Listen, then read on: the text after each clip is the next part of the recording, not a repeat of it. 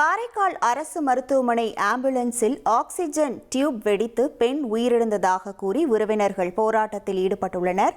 காரைக்கால் அரசு மருத்துவமனையில் சிகிச்சையில் இருந்த ரேவதி என்ற பெண் மேல் சிகிச்சைக்காக புதுச்சேரிக்கு அரசு ஆம்புலன்ஸில் அழைத்து செல்லப்பட்டுள்ளார். செல்லும் வழியில் ஆம்புலன்ஸில் இருந்து ஆக்சிஜன் சிலிண்டரில் இருந்து நோயாளிக்கு சென்ற ஆக்சிஜன் டியூப் வெடித்ததாக கூறப்படுகிறது. இதனால் புதுச்சேரி செல்லும் வழியிலேயே ரேவதி பரிதாபமாக உயிரிழந்துள்ளார்.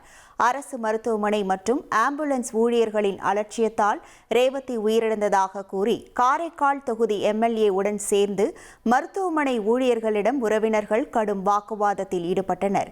இந்த சம்பவம் குறித்து வழக்கு பதிவு செய்துள்ள காரைக்கால் போலீசார் அரசு மருத்துவமனை ஆம்புலன்ஸை பறிமுதல் செய்து விசாரணை நடத்தி வருகின்றனர்.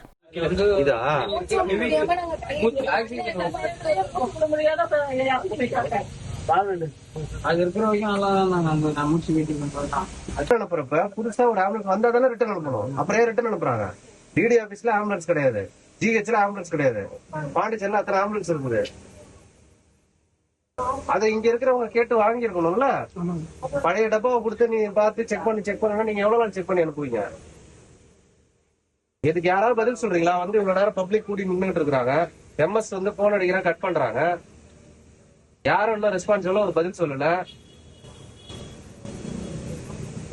வர சொல்லுங்க எல்லாரும். பப்ளிக் நான் எப்படி ஃபேஸ் பண்றது? நான் என்ன பதில் சொல்றது சொல்லுங்க.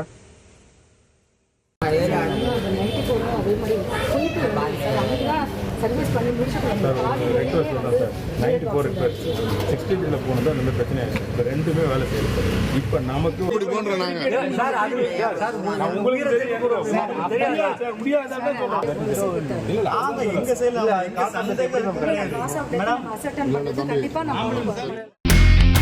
இனி செல்லும் இடமெல்லாம் செய்தி.